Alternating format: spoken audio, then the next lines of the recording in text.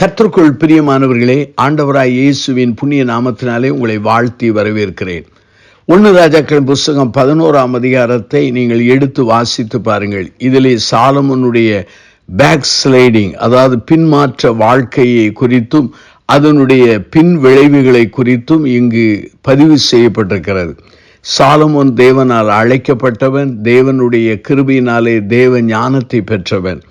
சாலமோனின் காலத்திலே எல்லா சூழ்நிலைகளிலும் சமாதானம் இருந்தது. தேவனுக்கென்று மகிமையாக தேவாலயத்தை கட்டினான். அப்படிப்பட்ட சாலமோனுடைய வாழ்க்கையிலே பின்வாங்கி போனான். 11ஆம் அதிகாரம் 1 ராஜாக்கள் 11ஆம் அதிகாரம் 3 சொல்கிறது, அவனுக்கு பிரபுக்கள் குலமான 700 மனையாட்டிகளும் 300 மறுமனையாட்டிகளும் இருந்தார்கள். அந்த ஸ்திரீகள் அவன் இருதயத்தை வலிவு போக பண்ணினார்கள். அவன் வயது சென்றபோது அந்நிய தேவர்களை வணங்க ஆரம்பித்தான். அவர்களுக்கென்று பீடங்களை பலிபீடங்களை கெட்ட ஆரம்பித்தான். அவனுடைய இருதயமானது கர்த்தரோடு உத்தமமாக இருக்கவில்லை.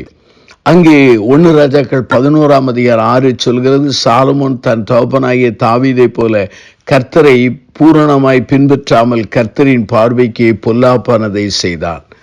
ஆண்டவரோடு நெருங்கி வாழும் பொழுது நாம் எதிர்பாராத ஆசீர்வாதங்களை பெறுகிறோம். ஆனால் ஆண்டவரை விட்டு நாம் பின்வாங்கி போகும் பொழுது நம்முடைய ஆசீர்வாதங்கள் நம்மை விட்டு கடந்து போய் விடுகிறது.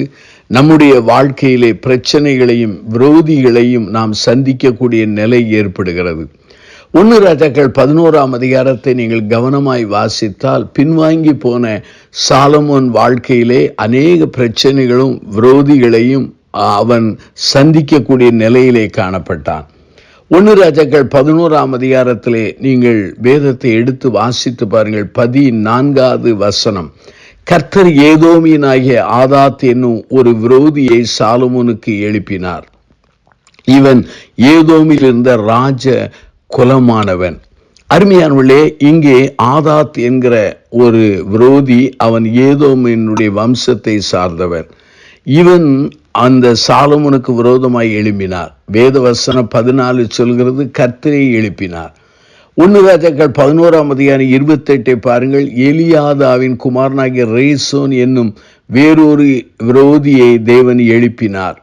இந்த மனிதன் அவன் 1 ராஜாக்கள் 11:25 சீரியாவின் மேல் ராஜாவிருந்து இஸ்ரவேலை பகைத்தான். 1 ராஜாக்கள் 11ஆம் அதிகாரம் 28 பாருங்கள். அங்கே யெரொபெயாம் என்பவன் பராக்கிரமசாலியாயிருந்தான். அவன் காரிய சமர்த்தனான வாலிபன் என்று சாலமோன் கண்டு யோசேப்பு வம்சத்தாரின் காரியத்தை எல்லாம் அவன் விசாரிப்புக்கு ஒப்புவித்தான். இவனும் பிற்காலத்திலே இந்த சாலமோனுக்கு விரோதமாக எழும்பினான் என்பதை நாம் காண முடிகிறது. இந்த திருமறை வசனங்களை வாசித்த பொழுது ஒன்றை நான் புரிந்து கொண்டேன். ஆண்டவர் சாலமோனுக்கு அவனுடைய ராஜ்யத்துக்குள்ளேயும் உள்ளேயும் விரோதிகளை எழுப்பினார், வெளியும் விரோதிகளை எழுப்பினார். இந்த விரோதிகள் எழுப்பப்பட்டதற்கு காரணம் என்ன? சாலமோன் தேவனை விட்டு தூரம் போனான். இந்த பிரச்சனைகள் விரோதிகள் எழும்பும் போது சாலமோன் கர்த்தரை தேடியிருக்கலாம், கர்த்தருடைய சமூகத்திலே தன்னை அலசி பார்த்திருக்கலாம்.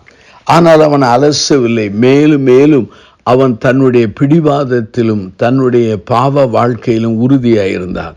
அருமையான சகோதர சகோதரிகளை, இந்த செய்தியை கேட்டுக்கொண்டிருக்கிற உங்கள் வாழ்வுக்கும் என்னுடைய வாழ்வுக்கும் நேராக ஆண்டவர் வசனத்திலிருந்து ஒரு அறையுவலை கொடுக்கிறார். நாம் ஆண்டவரை விட்டு பின்வாங்கும் பொழுது உள்ளேயும் வெளியும் விரோதிகள் எழும்புவார்கள். உள்ளேயும் பிரச்சனைகள் ஏற்படும், வெளியேயும் பிரச்சனைகள் ஏற்படும். சமாதான சூழ்நிலை மாறி அங்கே விரோத தன்மையானது காணப்படும். ஆகவே அருமையானவர்களே, ஆண்டவர் தாமே தான் பின்வாங்கி போன மனிதர்கள் மேலே பிரியமாய் இருப்பதில்லை. இதை நீங்கள் புரிந்து கொள்ள வேண்டும்.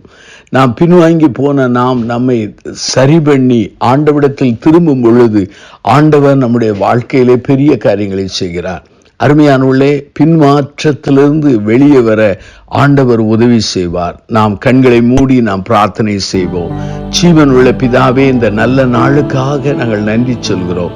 இந்த செய்தியை கேட்ட மக்கள் ஒவ்வொருவரையும் ஆசீர்வதியும்.